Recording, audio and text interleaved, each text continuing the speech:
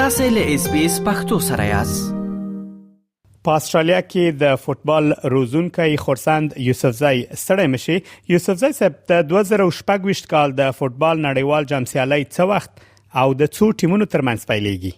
سلامونه احترامات ډیر مننه تاسو ټولو اوریدونکو د 2026 کال د فوتبال نړیوال جام د جون په 11 پیل کیږي او د جولای تر 19 پورې به دوام وکړي. په دې سیالو کې به 48 ملي لوبډلې ګډون وکړي. یوسفزای صاحب د پخوا په پرتله چې په نړیوال جام کې 22 ټیمونو به لوبې تر سره کولې او ساکال 48 لوبډلې شامل شوې دي، تاسو دغه بدلون څنګه ارزوئ؟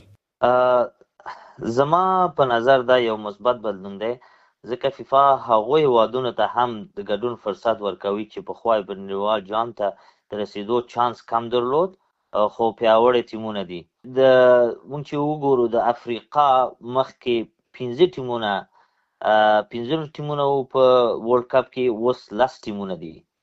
د آسیا 4 ټیمو اوس 8 ټیمه دي. د ایشیا د شمالي امریکا 3 ټیمو اوس 6 ټیمونه دي. سربېره پر دې دا بدلون اقتصادي ګټې هم لري. د سیالو شمیر زیات شوی، ډیر ټیکټونه خرڅیږي، سپانسران ډیریږي او د فوتبال نړیوال مینه لا پراخیږي. همدارنګه د نړۍ بیلابیلو هیوادونو ترمنځ اړیکې او د فوتبال محبوبیت نور هم زیاتیږي. یوسفزای صاحب په دې نړیوال جام کې ټیمونه څنګه په ګروپونو ویشل شوي دي او په څو پړاوونو کې لوبې تر سره کیږي؟ 48 ټیمونه په 12 ګروپونو ویشل شوي دي. هر ګروپ 4 ټیمونه لري او ګروپونه در A څخه تر L پورې نومول شوی دی. د هر ګروپ لومړی او دویم مقام لرونکي ټیمونه په ناک آوټ راوند پړاو ته ځي.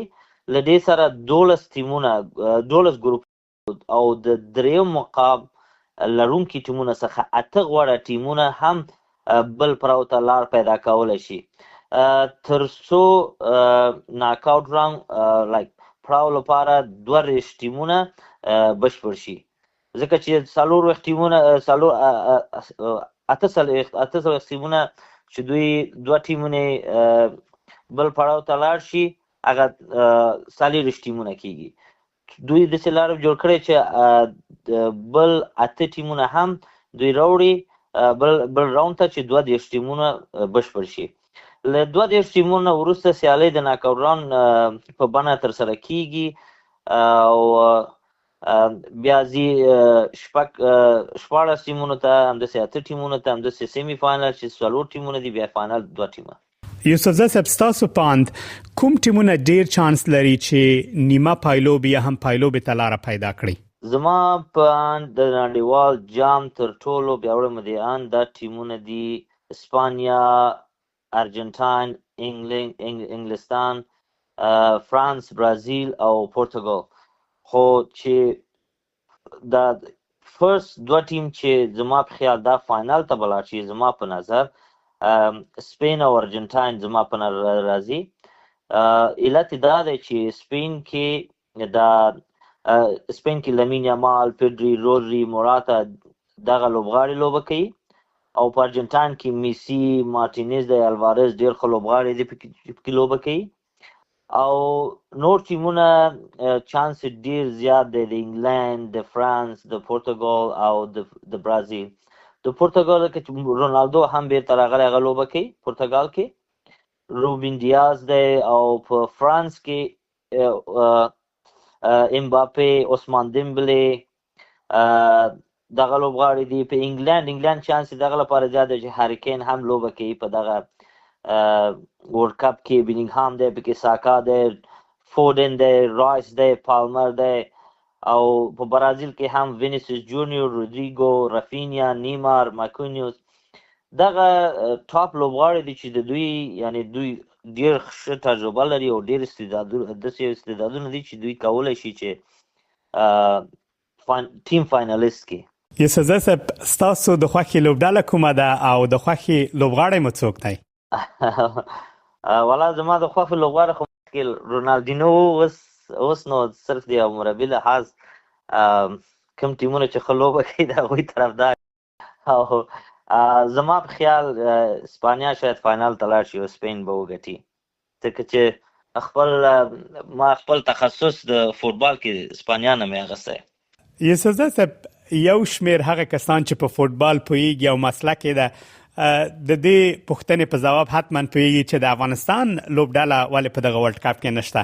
که په دې اړه له اوریدونکو سره معلومات شریک کړئ، په ځانګړې توګه له هغو اوریدونکو سره چې نه پوهیږي چې ولې د افغانستان لوبډله په 48 ټیمونو کې نشته او څنګه امکان لري چې یو وخت وکولای شي نړیوال جام ته لاره پیدا کړي. د افغانستان ملي ټیم اول خو د یو مربي پکې وي چې متداومه د ټیم سره وي، او بل د انتخاب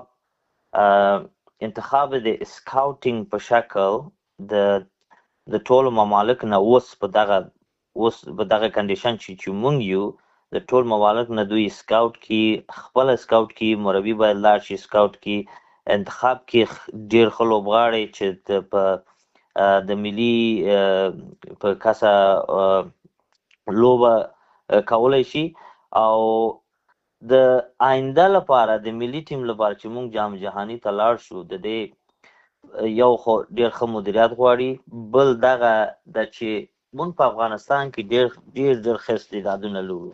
زه پوهیږم دا د 2018 کال کې د یو فوټسال الکانو می ټول که د جمنازیمونو نه چې دوی بیخي افغانستان فدریشن لیدلی نه و، هغوی په مسابقو کې راغی او قهرماني واغسته، په فوټسال برتر لیگ کې قهرماني واغسته. اوس دا کولای شي چې دغه ځوانان اوس موږ چې ملي ټیم لپاره انتخاب کو سکاوټ کو، موږ کولای شي چې ډیر ښه ملي ټیم لرو، خو مهمه خبره دا ده چې موږ باید په افغانستان کې فوټبال میدانونه جوړ کو او یو لیگ جوړ کو افغانستان د ځوانانو لپاره چې د 8 کلن نیول تر 18 کلنه پورې دوی تقریبا کولای شي چې 200 تر 800 مسابقې 8 کلن تر 18 کلنه پورې دوی ورکوي رسمي مسابقې. اوس موږ متاسفانه یو لیگ هم نه لرو چې یو کم لیگي هغه ټورنمنت مثلا د یو هفته لپاره راځي 3-4 مسابقه ماکسیمم هغه خلاصیږي، نو په 3-4 مسابقه باندې هغه تجربه هغه دوی کولای نشي چې بیا بل ملي ټیم سره دوی مسابقه ورکي او دوی وګټي. په جګه سویا باندې موږ دغه تجربه غواړو چې دوی خو میدانونه په افغانستان کې وي. لکه پر مثال تاسو وایم چې د فوټسال ملي ټیم زمونږ ډیر ښه پرمختګ کړی، علت دا دی چې موږ د فوټسال میدانونه ډیر لرو، هلکان زی ټول د ځوانان د 10 کلنه نیول تر 18 کلنه او سینیر پورې دوی زی هر وخت فوټسال کوي، دوستانه فوټسال، او هر وخت د میدانونه تقریبا د 100 میدانونه د فوټسال په کابل کې زیات دی. نو دغه چې موږ فوټبال میدان مولرو همداسې پرمختګ په فوټبال برخه کې موږ هم کولای شو چې افغانستان پر خدا یو ښه مدیریت غواړي. دا د افغانستان دولت سره دا یو میټینګ غواړي چې د افیشل سره دوی کینی په دې ماپ کې دوی دغه میدانونه د فوټبال کې څنګه استرالیا کې لرو، اوس هلته هر پارک کې هم د کرکټ میدانونه دي هم د فوټبال میدانونه دي چې دا قونسل ته مربوط کیږي.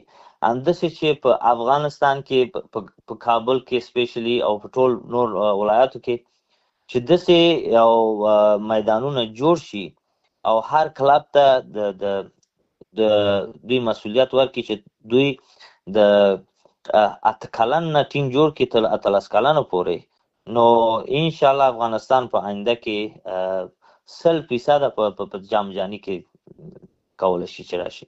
په استرالیا کې د فوټبال روزونکی خورسند یوسفزی ډیره زیاته مننه چې د مرکې لپاره وخت راکړ او دغه معلومات مو له اوریدونکو سره شریک کړه. هیله کوم ډیره مننه تاسو نه او د اوریدونکو نه. که غواړئ دغه سنوري کیسې هم اورئ نو د خپل پودکاسټ، ګوګل پودکاسټ یا هم د خپل خوښي پر پودکاسټ یو اورئ.